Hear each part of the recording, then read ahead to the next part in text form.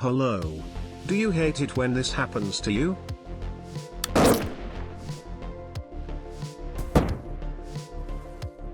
If so, then this is the video for you. Introducing spring rounds. These new rounds are more reliable, meaning your tank won't explode to round failures as much as before. They are customizable down to the decimals. You can choose how fast you want your rounds to fly for optimal performance. But with these rounds, there are new things to take into account. Like for example the recoil.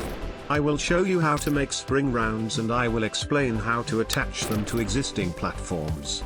But first, how do they even work? Well, it's really simple. There is a very long spring that is compressed into a short spring which is then locked using either a firework or a butter block. Here is what the firing procedure looks like. So here we can see the round, and for easier understanding, I will make it fully visible. But we will keep the payload itself invisible. Now we load the round into the chamber. When the fire button goes off, the firework will explode, letting the spring extend, and after 0.05 seconds the spring will detach from the firing platform. Now let's watch from the round's perspective. So it flies forward, and just like before, after 0.05 seconds the spring detaches, and then after 0.3 seconds the last butter block detaches, letting the round go on its trajectory. This is just a demonstration, and in reality it will fly a lot further away from the barrel before the stages go off. This is what it looks like in real time. Also, the last stage activates after 0.3 seconds to make sure that the Roblox server registers that the round has left the barrel, and so it doesn't teleport back in. This number can be increased in case of repeat round failures in laggy servers, but this will also degrade the round's performance. But how do you make it? Well, let me show you. So first we start with making the spring for the round. Put some blocks in a configuration like so, and also make a platform like this. Now we have to decide how long should the spring be. I've found that 3000 studs is the ideal length for it, but you can experiment with other lengths. So just clone this block and this platform 3000 studs in the sky, and now place a spring block like so.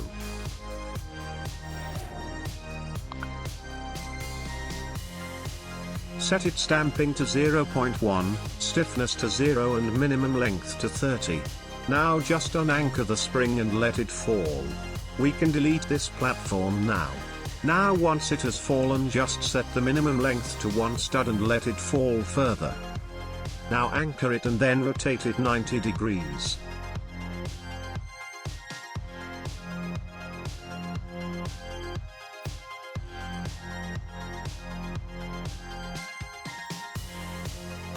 Now add butter blocks at the ends of the springs and a firework block like this, and set its flight distance to 0. If you do not have any fireworks, then use butter. You can also move the firework in the middle so it's more compact. Now you will also need 2 timer blocks for this. Set them like this. And now also place a firing switch somewhere.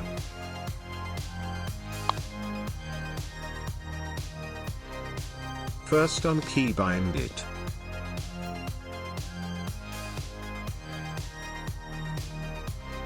Keybind it as demonstrated.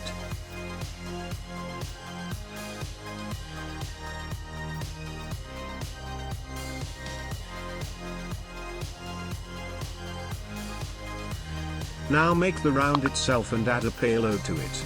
I would not recommend stacking dynamite or spike blocks since they will make the round heavier. Make sure nothing touches the spring.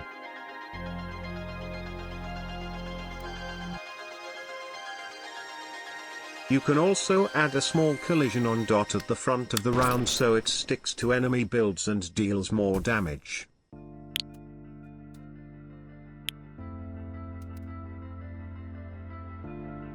Also make everything except the round collision off.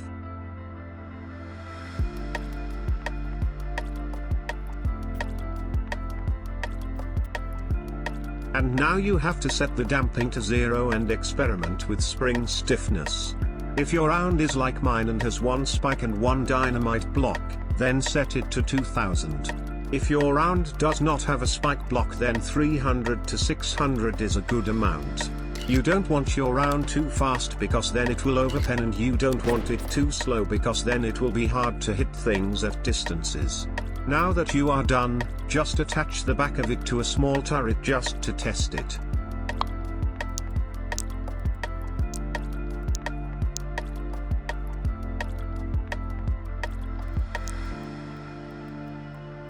You can also add a camera to observe the round better.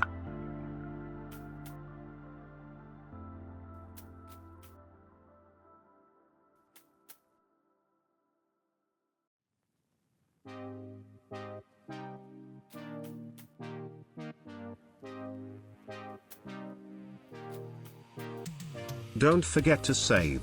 Now if you flick the switch and you did everything right, then it should fire normally. Now, as I said before, if you are using heavier or lighter payloads, then find the right stiffness of the round. So congratulations, you have built and fired a spring round, but how do you actually attach them to vehicles and store them? Well, this is where things get a bit more complicated. There are two ways of attaching and storing the rounds in your vehicle. The first method is similar to all my old tutorials that include round mechanisms. You simply stack the rounds and push them out when you want to fire them. First the top round is fired, which then activates the piston for the next round and pushes it forward. Now this switch, which was behind the camera before, is now in front of it, meaning that it can be clicked and it goes like this until you run out of rounds. With the new rounds this method works really well. This is the simpler one of the two, but I personally do not use this method. But the other way is to make an autoloader and load them like this. So first the middle round is loaded and then a hinge is unlocked, which lets the round spin in the barrel, because otherwise the barrel would get locked up due to the rounds not being actually attached to the barrel. Now when it's fired, one side moves to the side so the next round can be loaded, and it repeats like this until the first layer is depleted, and then the whole thing moves down, restarting the cycle. I will only demonstrate and explain how these methods work, and I will not be showing you step by step how to make them. You will have to figure it out yourself. Only in vehicle tutorials I will be showing you how to make this autoloader block for block. Now the first method is very simple. As I said before, it uses this old system. The round that is in its firing place is always the round that has its switch visible to the firing camera, and when it is fired it activates the next round to move forward. Also, you need to keybind this piston to a master switch or something, so when you set up your vehicle it pushes this round forward, otherwise the first round switch won't be visible and the round itself won't be in its firing position. You can use the firing switch itself to activate the piston for the next round. Also make sure that the switch is attached to a butter block that is on the round, so when you fire the round the switch can detach and not ruin the round's balance. Now the second method. For this demonstration I will be showing the first layer of it in action and without the setup pistons retracted.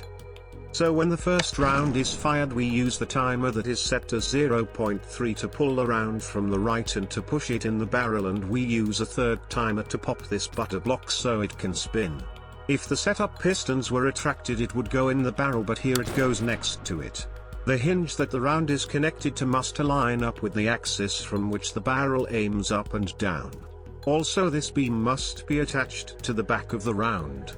Once the second round is fired the round from the left is loaded with the same procedure, and it's like this until the last round is fired, which then moves down the second layer and loads the middle round in, which basically restarts the cycle. Also, for when you set up the vehicle you need to load the first round in the barrel. You can also add a system like this so when you fire the gun is automatically aimed straight to ensure that the round can enter the barrel without any problems. It's not mandatory that you add this, but I would recommend making it. Now I'll show you the firing switches and how they work. So this is what it looks like, and it starts from this side. So when this switch is flipped the butter block pops and then it activates the next piston, which pushes the switch closer to the camera. That is pretty much everything you need to know about this system. It's very complicated, and if you are having problems then you can join my Discord server and gain some help there. But as I said before, the average builder boat player cannot make this system. You need to understand mechanics to make it. You also aren't limited to this design. You can make your own design, like for example something like this Russian autoloader or any other design. I'd love to see what kind of autoloaders you guys can make. Anyways, that is it for this video. If you enjoyed it and want to see more like it, then like and subscribe. I will see you all in the next one. Take care.